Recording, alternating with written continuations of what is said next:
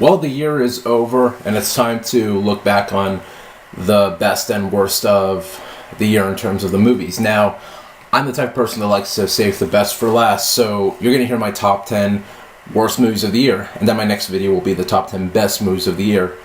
Now, a couple things I want to say. The first thing is, I didn't see these movies till really late, so that's why I didn't do a review on them.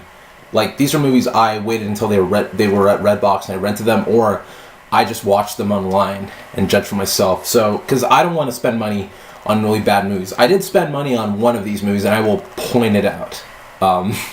Believe me, you'll find out.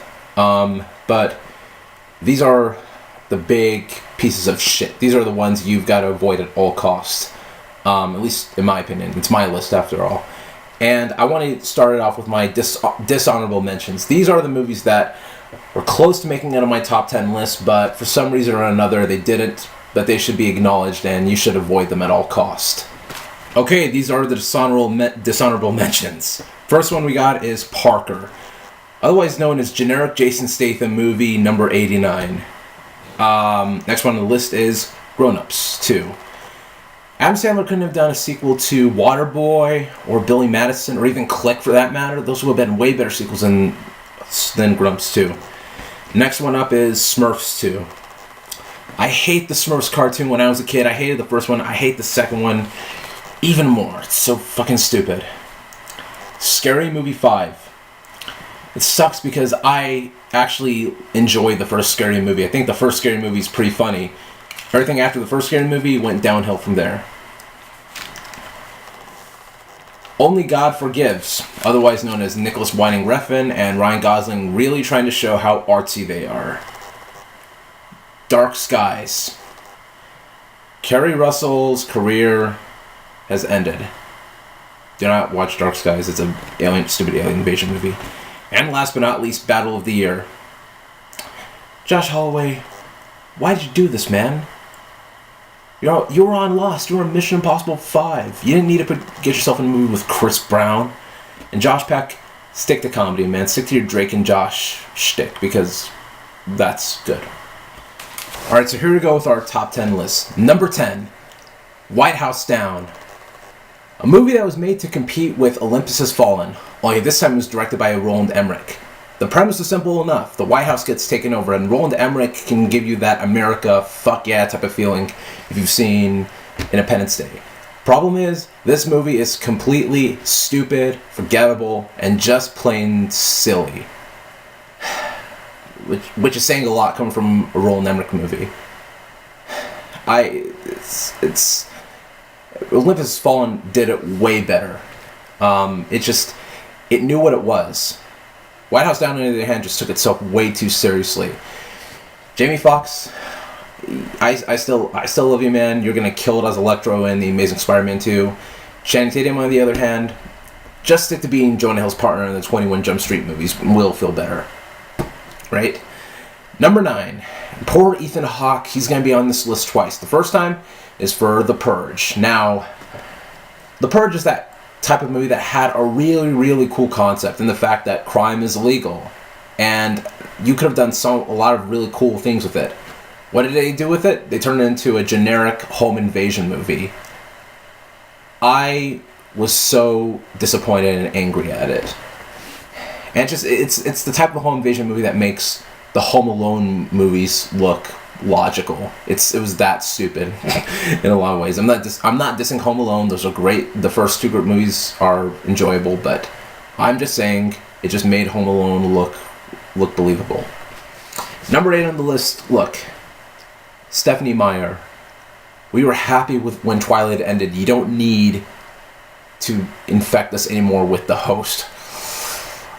This movie left me bored shitless. I mean, totally bored. This was another movie that had sort of really cool concept that the aliens sort of take over human bodies. You could have done a million cool things with it. But instead they made it into a cheap teen romance movie, and I fucking hated it. I got so bored. It had really bad acting, especially from the chick from the Lovely Bones, who is usually a good actress, and from everyone else. Even William Hurt is bad in this movie, and it's very rare that William Hurt is a bad actor. Just a mess. At number 7, and boy, we started the year out with this interesting movie, Texas Chainsaw 3D. Now, I've never been a huge fan of the Texas Chainsaw movies, but I didn't enjoy the first one. I mean, it gave me chills when I was a kid, but these movies, after that, just ended up being completely and utterly stupid.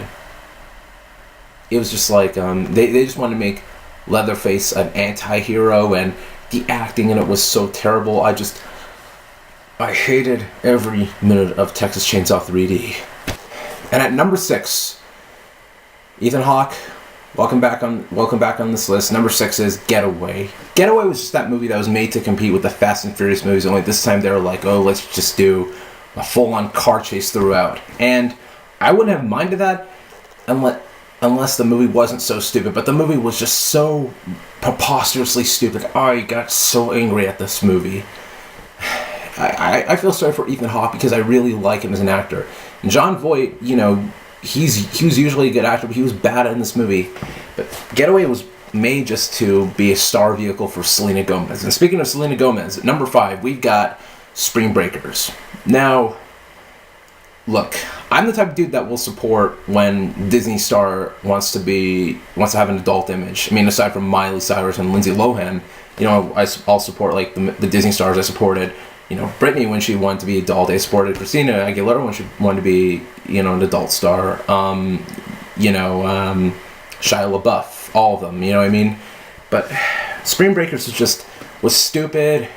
A lot of it didn't make sense. The first half of the movie was just obnoxious college girls singing Britney Spears and just acting really, really, really stupid. And the second half was basically just a music video.